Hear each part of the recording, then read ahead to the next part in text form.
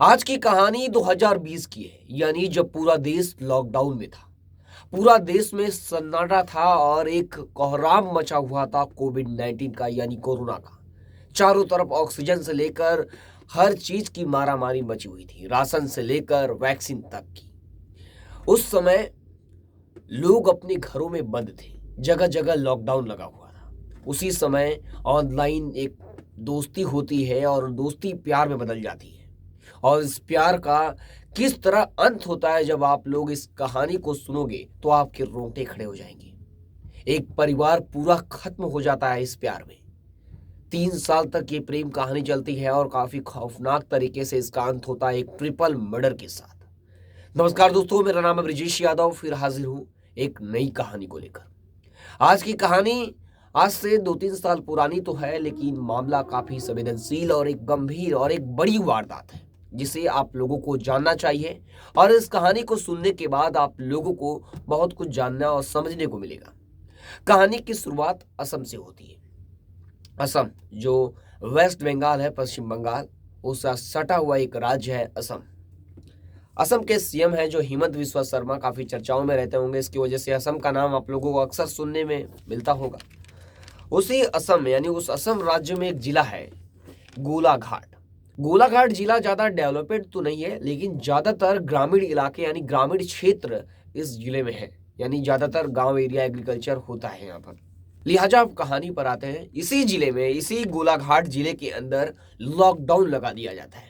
यानी जब कोरोना की स्पीड अपने दोगुने रफ्तार से बढ़ रही थी, तो सरकार के सामने कोई उपाय नहीं था एक लॉकडाउन के अलावा।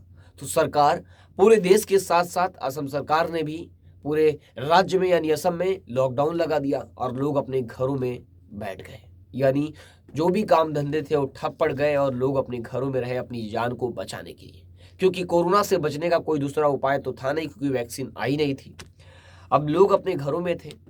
लोग अपने घरों में कर भी क्या रहे थे? मोबाइल चला रहे थे, फोन यूज कर रहे थे, ज्यादातर जगहों पर लूडो खेल रहे थे, घर में टाइम बिता रहे थे, टीवी देख रहे थे, यही सब चल रहा था हर घर में। अब उसी समय एक लड़की है संघमित्रा, संघमित्रा घोष, इसी जिले में रहती है। अब उसी जिले में रहने वाली संघमित्रा घोष अपने माँ बाप, जिनका संजीव घोष और उनकी माँ जुनू घोष के साथ रहती थी। काफी छोटा सा परिवार और काफी अच्छे से ये पूरा परिवार रहता था। किसी चीज की तकलीफ नहीं थी, खुद का खेती करते थे, खुद कमाते खाते थे और रहते थे। लड़की भी धीरे धीरे, यानी संघमित्रा, बड़ी हो चुकी थी और शादी की उम्र लगभग हो चुकी थी और पढ़ी हुई लिखी थी। अब लॉकडाउन में सब घर में बैठे थे। संघमित्रा फेसबुक भी चलाती थी और फेसबुक के जरिए, यानी फेसबुक का उसका जो डेली का रूटीन था, फेसबुक चलाने का काफी ज्यादा समय देती थी फेसबुक का। और उसे फेसबुक में एक लड़के से उसकी दोस्ती होती है, यानी एक लड़का फ्रेंड बनता है उसके फेसबुक पर, जिसका नाम होता है नजीबुर रहमान। नजीबुर रहमान देखने में भी, उसकी प्रोफाइल फोटो काफ़ी अच्छी होती है, काफ़ी हैंडसम होता है देखने में भी, आपको भी तस्वीरें दिखा दूंगा मैं। काफ़ी हैंडसम होता है, तो दोनों की दोस्ती हो जाती है। दोनों चैटिंग करने लगते हैं फेसबुक पर, एक दूसरे के फोटोज़ को लाइक करते हैं, एक दूसरे के प्रोफाइल को देखते हैं, समझते हैं और दोनों काफ़ी अच्छे दोस्त बन जाते हैं। दोनों की अक्सर बातें होने लगी, लंबे समय तक बात होने लगी। और लंबे समय बात होने के बाद अब ये दोनों एक दूसरे का नंबर शेयर कर दिए। नंबर शेयर करने के बाद पूछने लगे कि आप कहाँ रहते हो और हम कहाँ रहते हैं, यानी अपना दोनों का एड्रेस शेयर कर लिया इन दोनों ने। अब पता चला कि दोनों एक ही ज़िले में रहते हैं, इनके लिए और अच्छा हो गया। अब दोनों एक ज़िले में रहते हैं, अब दोनों एक दूसरे से मिलने लगे। अब एक दूसरे से मिलने का सिलसिला लगातार जारी रहा, कई बार मिलते रहे। अब धीरे धीरे ये प्यार का सिलसिला बढ़ता गया, यानी दोनों का प्यार परवान चढ़ने लगा। फिर अक्टूबर 2020 को अचानक संघमित्रा गायब हो जाती है, यानी संघमित्रा घोष अचानक लापता हो जाती है। माता पिता उसके घर आने का इंतजार करते हैं, लेकिन संघमित्रा का कुछ अता पता नहीं चलता है। परिवार काफी घबरा जाता है। परिवार आसपास और उसके दोस्तों से कांटेक्ट करने लगता है, लेकिन कुछ अता पता नहीं चलता है।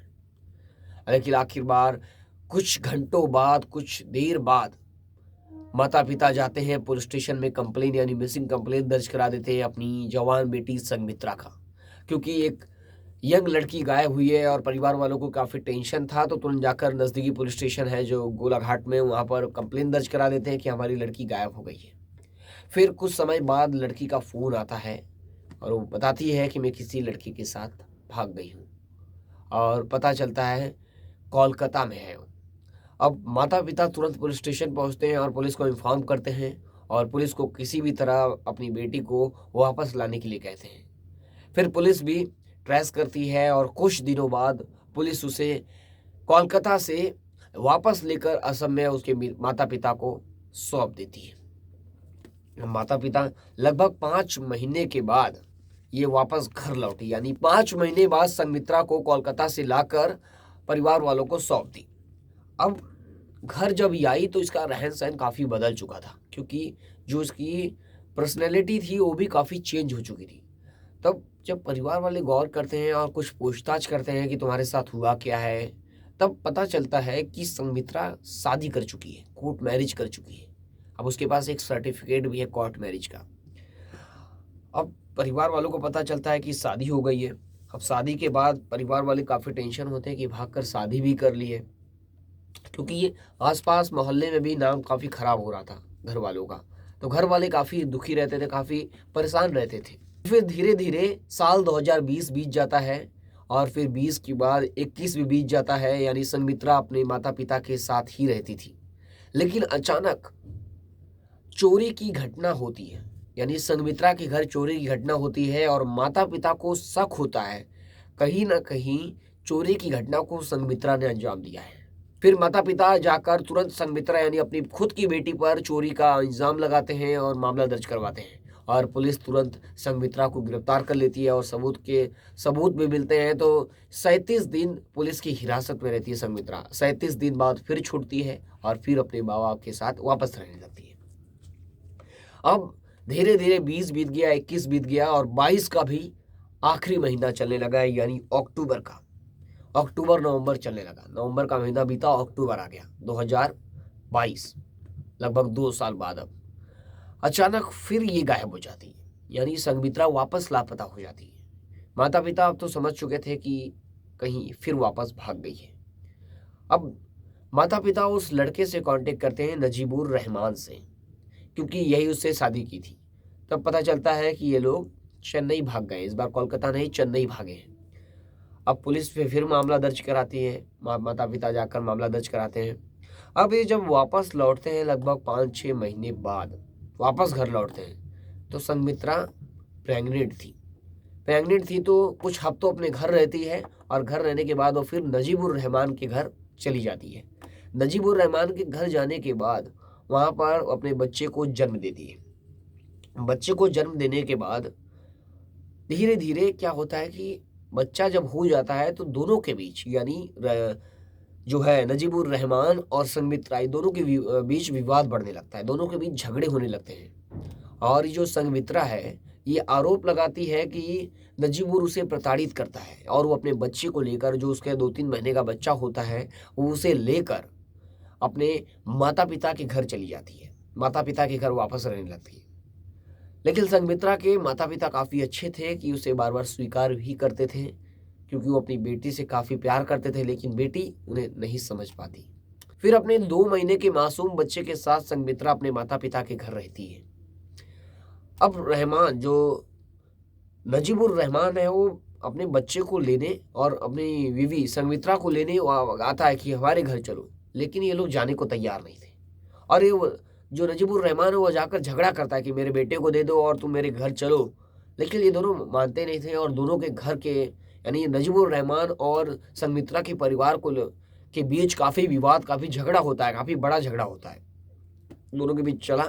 फिर यानी जो संघमित्रा के परिवार वाले हैं, इनके माता पिता, ये तुरंत जाते हैं पुलिस स्टेशन और मामला दर्ज करा देते हैं नजीबुर रहमान के कि हमारी बेटी को ये प्रताड़ित करता है और भाग के शादी भी किया था, अब परेशान करता है, प्रताड़ित करता है। तब इसके बाद पुलिस एक्शन में आती है और पुलिस तुरंत इसे नजीबुर रहमान को गिरफ्तार करती है। नजीबुर रहमान अब लगभग जेल में रहता है 1 महीना, यानी 28 दिन जेल में रहने के बाद वो वापस जेल से रिहा होता है।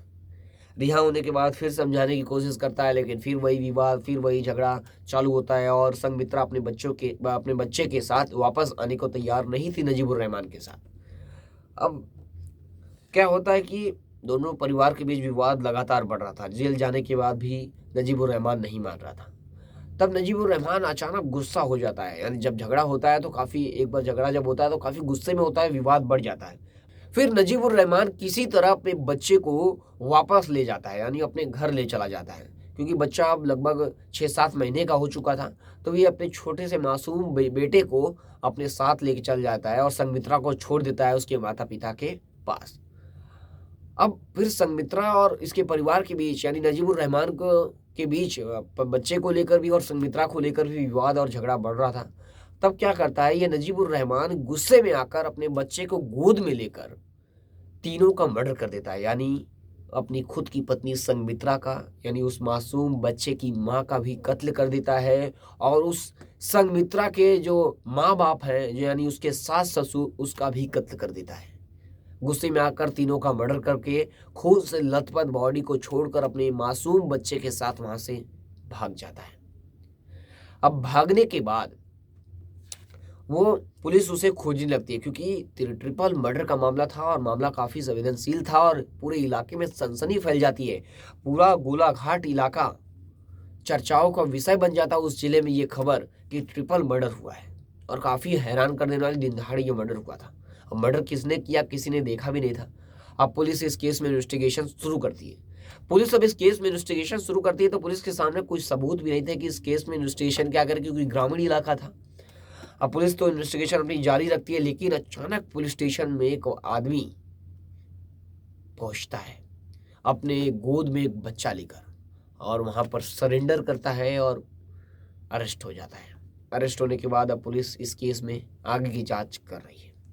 इस कहानी और इस केस में आप लोगों को किसकी गलती नजर आती है, लड़की की या लड़के की? कमेंट करके जरूर बताएं। फिर मिलूंगा एक नई कहानी और एक नए केस के साथ। तब तक के लिए जय हिंद।